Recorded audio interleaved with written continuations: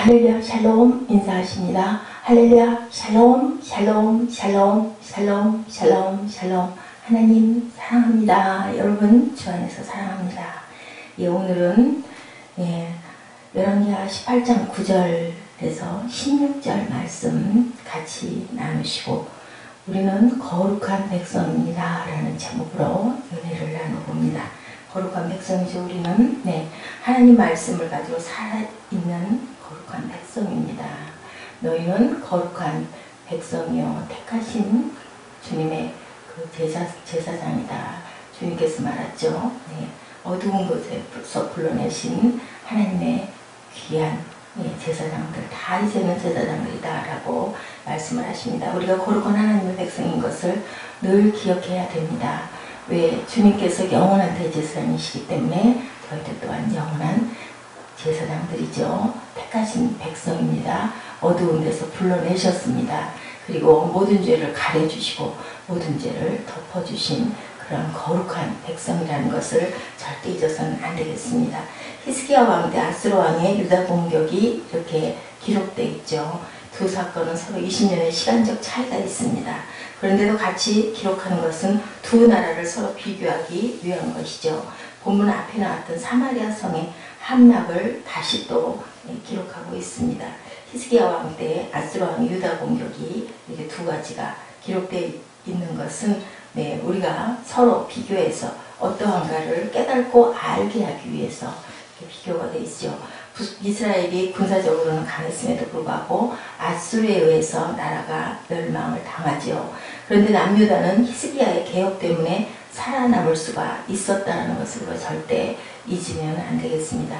그런데 그 이후 20년이 지났어요. 아수르가 다시 유다를 공격했는데 이번에도 지죠. 그죠? 이때 히스기야는 20년 전에 이스라엘이 멸망한 것을 생각하였을 것입니다. 많이 걱정되고 놀랐겠죠. 그래서 자신의 나라가 위험에 처해 있다는 것을 생각하고 어떻게 했어요? 항복했어요. 그랬더니 은 300달란트 그리고 금 30달란트를 내라 이렇게 얘기를 하죠.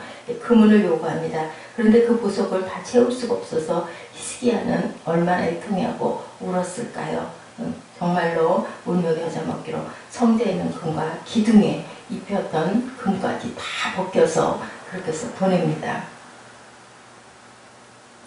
하나님 여호와 말씀을 준행치 아니하여서였다. 이 이유는 그리고 그 언약을 배반하고 야훼 종 모세의 모든 명한 것을 거스려 듣지 아니하며 행치도 아니하였습니다.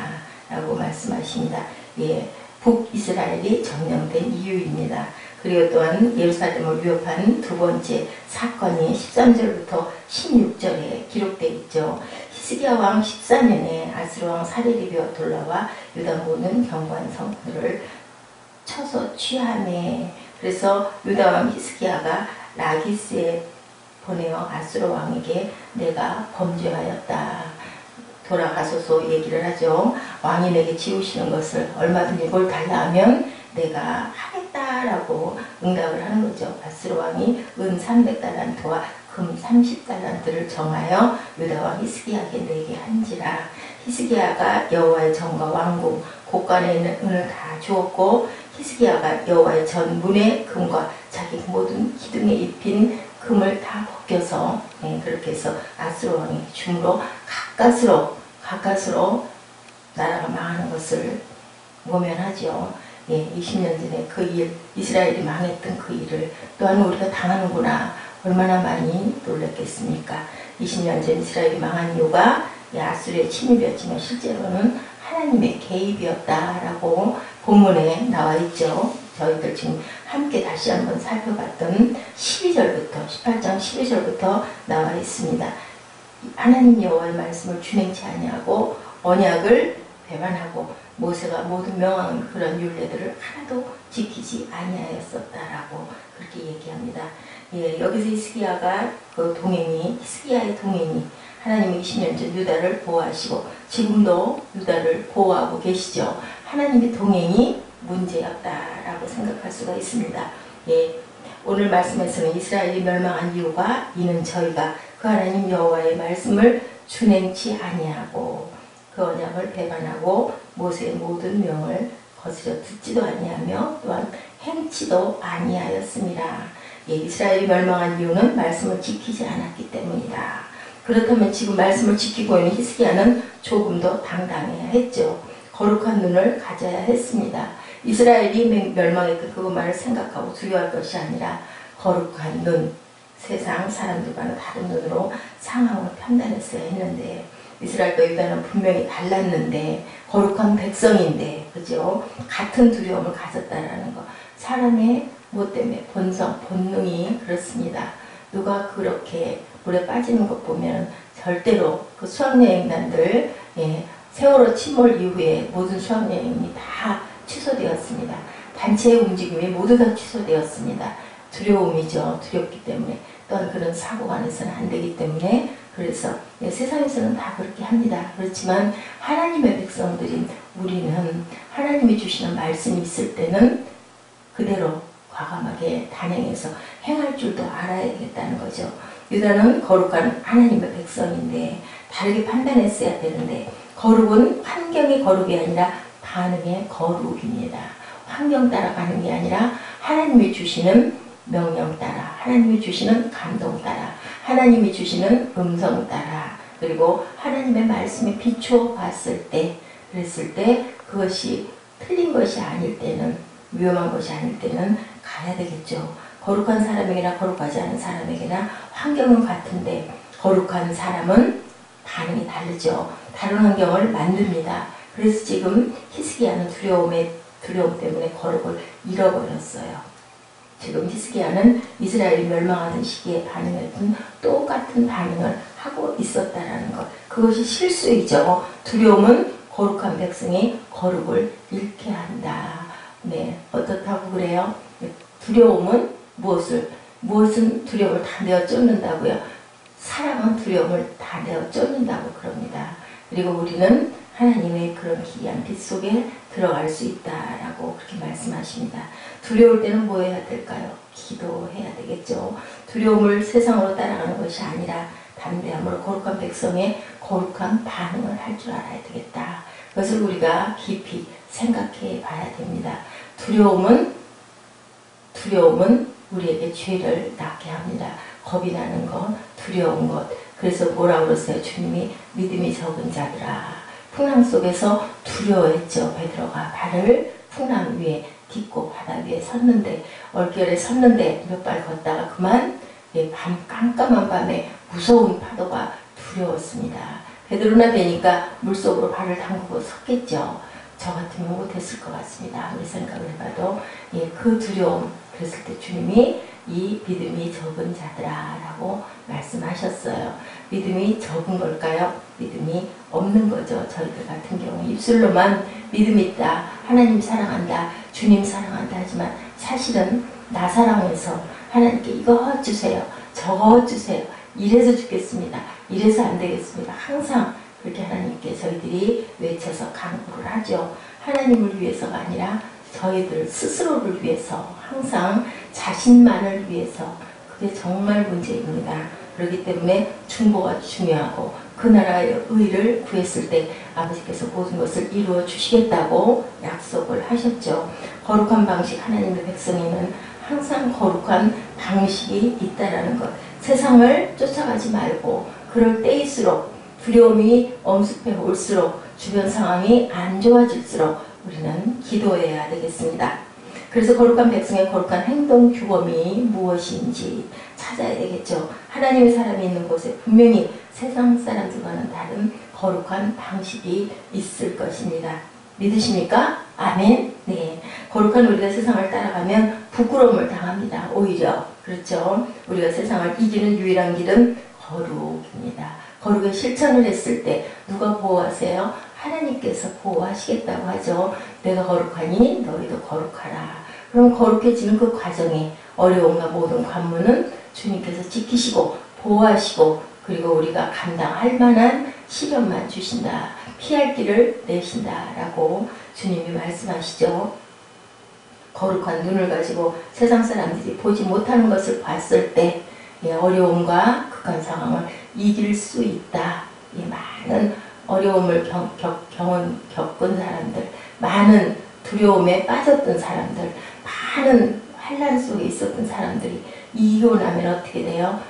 불쑥 자랍니다. 영이 자라게 되고 인내가 커지게 되고, 그죠? 웬만한 것에는 요동하지 않게 되죠.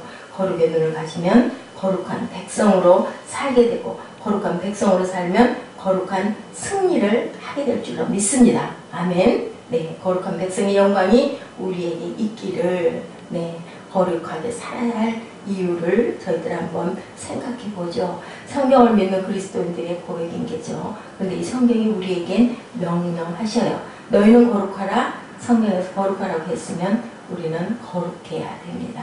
왜요? 택하신 백성이기 때문에, 그죠? 어두운 데서 불러낸 저희들이기 때문에 거룩해져야 됩니다. 다른 건 필요가 없죠. 말씀이 최고의 권위이기 때문인 것을 우리는 압니다.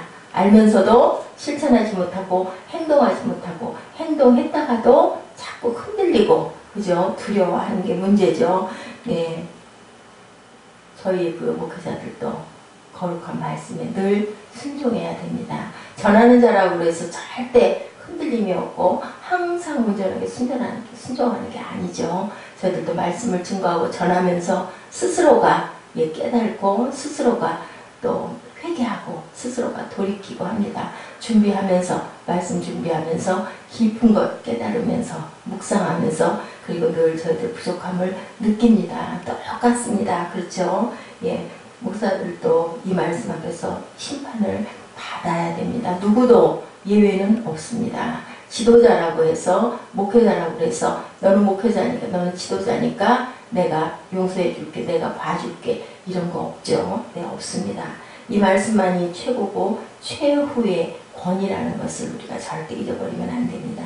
교회의 법이나 규칙이나 성도들 모두 하나님의 말씀 앞에 심판을 받게 된다는 것을 절대로 잊어버리면 안 됩니다. 기록하였을 때 사람들의 모든 주장과 철학은 여기서 끝이 나죠.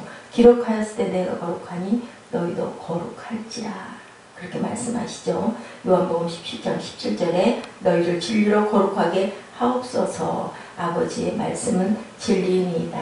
저희를 진리로 거룩하게 하옵소서. 아버지의 말씀은 진리입니다. 이렇게 고백하고 있습니다.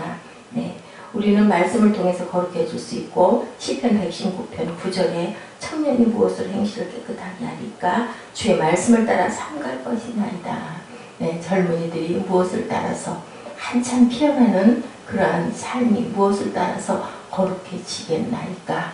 곧 하나님의 말씀입니다. 라고 고백하는 그런 우리들이 돼야 되겠죠. 우리가 거룩하게 살아야 할 다섯 번째 이유는요, 하나님의 심판이 있을 것이기 때문에, 외모를 보시지 않고 각 사람의 행위대로 판단하시는 자를 너희가 아버지라 부른즉 너희의 나그네로 있을 때를 두려워하라. 나그네로 있을 때 우리가 어떻게 두려움과 떨림으로 하나님을 경외하고 말씀을 준행하는 그러한 저희들이 돼야 되겠죠. 우리 아버지는 외모가 아니라 행위를 따라 사람을 판단하신다고 말씀하십니다. 그리고 정확하고 진실하고 분명하게 판단하신다. 그렇기 때문에 우리는 항상 두려워할 줄 알아야 되고, 세상의 어려움에 두려워하는 게 아니라요, 하나님을 두려워할 줄 알아야 되고, 두려움과 떨림을 가져야 할 줄로 믿습니다. 우리의 삶은 나그네 삶이죠. 우리는 돌아가는 삶입니다.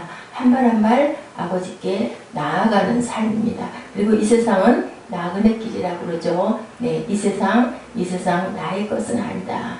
예, 우리 주님 다시 오실 때 내가 천사들과 함께 올라가고, 아니면 우리가 그 안에 먼저 죽는다 하더라도 무덤에서 일어날 그런 부활의 생명입니다.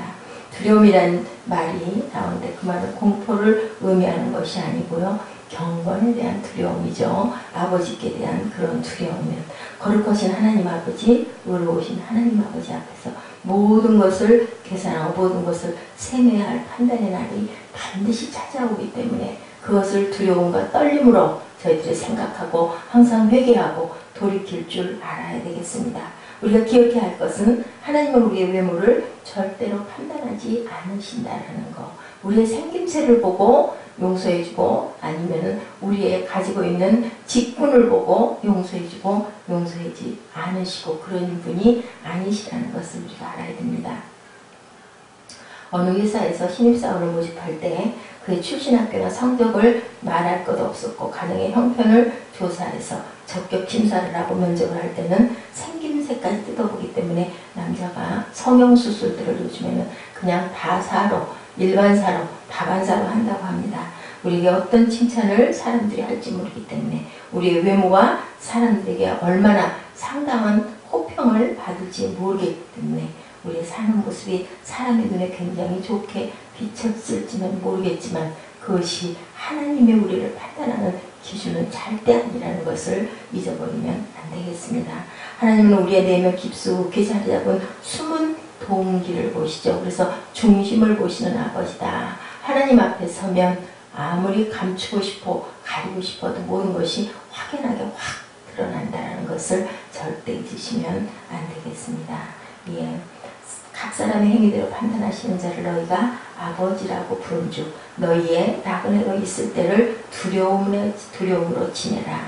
고린도후서 7장 1절 말씀에는요. 그런즉 사랑하는 자들아 이 약속을 가진 우리가 하나님을 두려워하는 가운데 거룩함을 온전히 이루고 육과 영의 온갖 더러운 곳에서 자신을 깨끗하게 하자라고 말씀하시죠. 우리들 성도들의 삶이 어떻게 살아야 될까요? 산 소망을 가지고 살아야 되겠죠.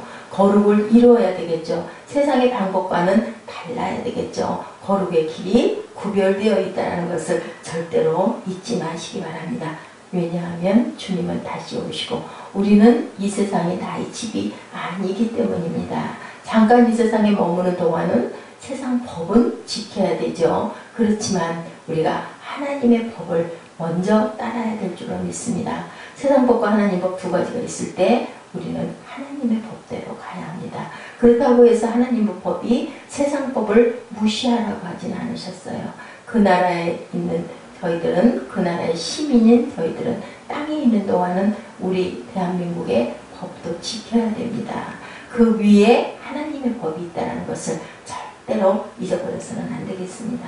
하나님이 말씀하셨기 때문에 언젠가는 하나님 앞에서 심판을 받기 때문에 세상 법과 하나님의 법이 있을 때는 하나님의 법대로 저희들이 가야 되죠. 왜냐하면 여기는 우리가 사는 완전한 우리의 본국이 아니고 나그네 인생이기 때문에 돌아가야 할 고향이 다르기 때문에 우리는 필그림들이라는 것을 절대 잃어버리지 말고 하나님이 거룩하셨으니 우리도 거룩하고 하나님 법을 저희에게 주셨으니 그 율례를 기뻐하며 따르고 하나님을 사랑하고 이웃을 사랑하는 거룩의 완성을 이루는 저와 여러분 되시기를 주님의 이름으로 축복합니다.